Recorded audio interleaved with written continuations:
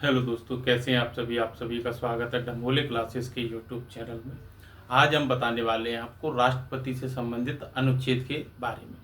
तो राष्ट्रपति से संबंधित अनुच्छेद हैं, उनमें क्या होता है, कंफ्यूजन रहता है, तो आज हम उनको कंप्लीट करेंगे। तो राष्ट्रपति का जो अनुच्छेद है वो उसको हम भाग 5 में पढ़ते हैं, यानी कि जो भारत का जो राष्ट्रपति है उनको हम किस में पढ़ते हैं, संविधान के भाग 5 में पढ़ते हैं। और ये संघ की कार्यपालिका या संघ सरकार के अंतर्गत हम इसको पढ़ते हैं। तो भारत के राष्ट्रपति को हम किस में पढ़ते हैं, भाग 5 में पढ़ते हैं, और संघ की कार्यपालिका के अंतर्गत हम इसको पढ़ते हैं। तो अनुच्छेद 52 की अगर बात करते हैं तो राष्ट्रपति से संबंधित है अनुच्छेद 52।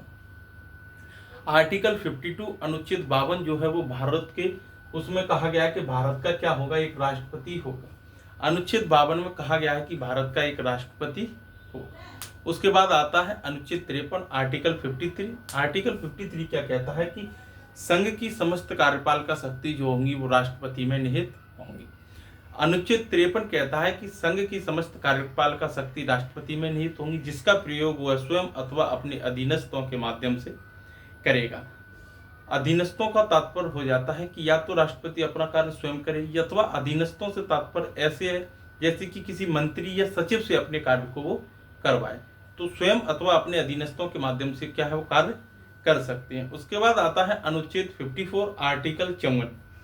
आर्टिकल 54 क्या कहता है, तो इसमें राष्ट्रपति के निर्वाचक मंडल का उल्लेख किया गया। राष्ट्रपति के निर्वाचक मंडल का या मतदान या निर्वाचक मंडल का इसमें उल्लेख किया गया है। तो राष्ट्रपति का अनुच्छेद 54 कहता है राष्ट्रपति के निर्वाचक मंडल का उल्लेख। राष्ट्रपति के निर्वाचक मंडल में संसद के दोनों सदनों के सदस्य, अर्थात संसद के दोनों सदनों से तात्पर्य लोकसभा और राज्यसभा के सदस्य तथा राज्यों की विधानसभाओं के निर्वाचित सदस्य इसमें भाग लेते हैं। इसके अलावा 70वां संविधान संशोधन 1992 में 70वां संविधान संशोधन 1992 के द्वारा दिल्ली व पुदुचेरी के जो केंद्र शासित प्रदेश हैं, दिल्ली व पुदुचेरी के विधानसभाओं के निर्वाचित सदस्य भी इसमें भाग लेते हैं। तो अनुच्छेद 54 किससे हो गया, अनुच्छेद 54 जो हो गया वो मतदान, राष्ट्रपति का और निर्वाचक मंडल का इसमें उल्लेख हो गया है। उसके बाद आता है आर्टिकल 55 अनुच्छेद 55। अनुच्छेद 55 क्या कहता है, अनुच्छेद 55 कहता है कि इसमें निर्वाचन प्रक्रिया का क्या किया गया है, उल्लेख किया गया है। राष्ट्रपति के निर्वाचन प्रक्रिया का उल्लेख किया गया है। राष्ट्रपति का निर्वाचन एकल संक्रमणीय आनुपातिक प्रतिनिधित्व के आधार पर किया जाता है। तो आर्टिकल 55 हो गया निर्वाचन प्रक्रिया से, राष्ट्रपति के निर्वाचक प्रक्रिया का उल्लेख किया गया है अनुच्छेद 55 के तहत। इसके बाद आता है अनुच्छेद 56 आर्टिकल 56 क्या कहता है, आर्टिकल 56 कहता है राष्ट्रपति के कार्यकाल के बारे में। राष्ट्रपति का कार्यकाल इसमें कहा गया है। अनुच्छेद 56 राष्ट्रपति के कार्यकाल से संबंधित हो गया। राष्ट्रपति जिस दिन शपथ लेते हैं उससे उनको 5 साल तक उनको चुना जाता है। तो राष्ट्रपति का कार्यकाल कितना होता है, 5 वर्ष का होता है। इसके बाद आता है अनुच्छेद 57। अनुच्छेद 57 क्या कहता है, अनुच्छेद 57 आर्टिकल 57। आर्टिकल 57 राष्ट्रपति के पुनः निर्वाचन से संबंधित है। पुनः निर्वाचन से तात्पर्य, पुनः निर्वाचन से यानी कि राष्ट्रपति पुनः निर्वाचन के क्या होता है, योग्य होता है। राष्ट्रपति पुनः निर्वाचन के क्या होता है, योग्य होता है। तो राष्ट्रपति के पुनः निर्वाचन हो गया। उसके बाद आता है अनुच्छेद 58। अनुच्छेद 58 आर्टिकल 58।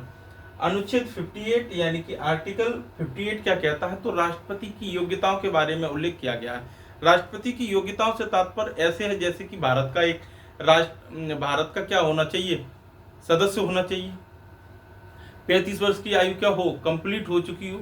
तो इस प्रकार की जो योग्यता है वो राष्ट्रपति के लिए अनुच्छेद 58 में बताई गई है। उसके बाद आता है आर्टिकल 59। आर्टिकल 59 क्या कहता है, आर्टिकल 59 में राष्ट्रपति के लिए शर्तों का उल्लेख किया गया है। किसका उल्लेख किया गया है, अनुच्छेद 59 में राष्ट्रपति के लिए शर्तों का उल्लेख इसमें किया गया है कि राष्ट्रपति के लिए इसमें शर्तें होंगी। उसके बाद आता है अनुच्छेद 60। अनुच्छेद 60 आर्टिकल 60 क्या कहता है, आर्टिकल 60 कहता है राष्ट्रपति के शपथ का उल्लेख है। किसका है, शपथ ग्रहण का उल्लेख इसमें किया गया है। किसका उल्लेख किया गया है, राष्ट्रपति की शपथ ग्रहण का उल्लेख अनुच्छेद 60 में किया गया है।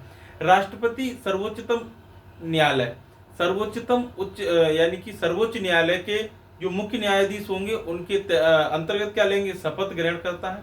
अगर सर्वोच्च न्यायालय के मुख्य न्यायाधीश नहीं है तो वरिष्ठ न्यायाधीश के समक्ष क्या राष्ट्रपति शपथ ग्रहण करते हैं, यानी कि अनुच्छेद 60 के तहत राष्ट्रपति की शपथ का उल्लेख किया गया है।